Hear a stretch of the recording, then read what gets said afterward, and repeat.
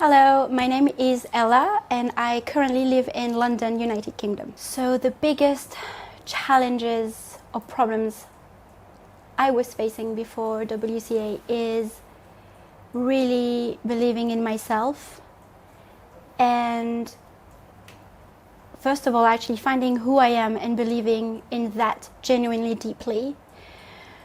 And yes, trying to mend my relationship with my mother because I know that it deeply has had an impact, obviously, on who I am and how I act and how I behave and all the different habits I have in my life, or even the way I think. And so all of these needs to be mended so I can fly free and be really who I am and be in love with myself. And even more so with life. I guess the first concern that comes to everyone's mind is, oh, it's a lot of financial investment. But my adoptive mother, Tracy, who was part of different seasons in LMA, said, you've paid all your life for educations and degrees. Now you got out of school, but you need to get on really with school of life. So what is it, just a few thousand or something to invest in your future?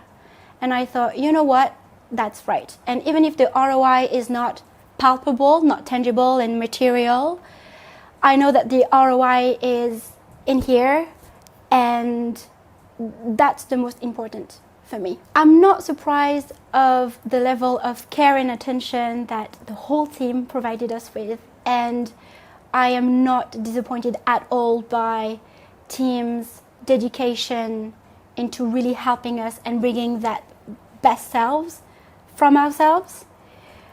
What I'm surprised about is the human connection. I knew I would learn and hear a lot from different people with different life and different paths, but for them to be so, I don't have the word in English, bienveillant, to really mean well, wish you well, and support you, that was transported from LMA on Facebook online to this real, palpable, huggable, kissable way, and just people feeling happy to give you all this feedback, to support you, to push you, to share their stories, is very enriching, and that surprised me the most. And this is what I like the most as well, because the in between the classes as well is really what cements the whole adventure. I wasn't the one thinking I would be unlocking my blockages right away, but I didn't expect to be one of the last ones.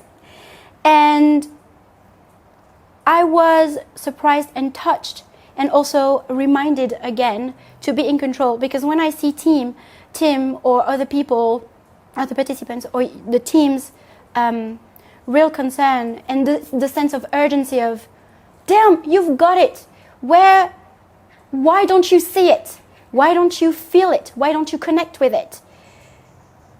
And that reminded me that other people see that in me, believe in me. I need to really start believing in myself. And I know I won't have you guys every day with me, but please, if I could, I would, in my pocket. But I need to remember this feeling. And so every time I feel that I'm going down, or I'm losing myself, or going off-piste, that is an electroshock. Yeah, to bring me back to the right path of my future self. So we are on day 4, which is the penultimate day. It flew by, and I thought my problem was having a hard time finding the person that would rise in love. I don't believe in falling in love, but rising in love, and finding that other person who we would elevate each other and have this very special relationship. And actually, as I was just unearthing more and more of all the dirt and the problems and the blockages, maybe that special someone first is my mother, is my mom.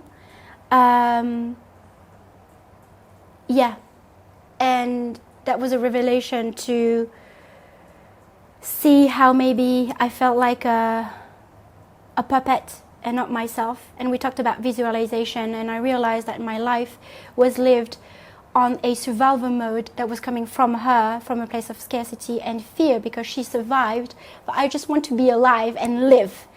And so that's why I need to understand, connect with her. And so that's how I will really go back into my first person character, which is the protagonist of my movie, basically, rather than just being a Sims. I cry a lot, but I've never cried that much. Because the energy, it's not something that you can get on a page of a book. It's not something that you can scroll from a page online.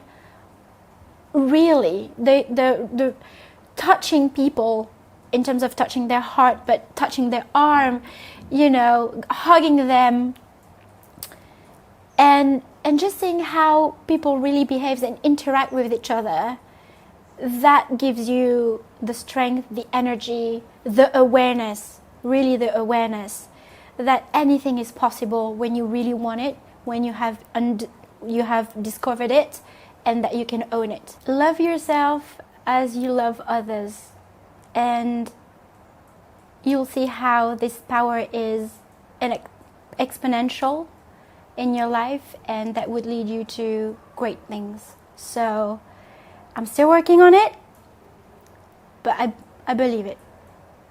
So please do.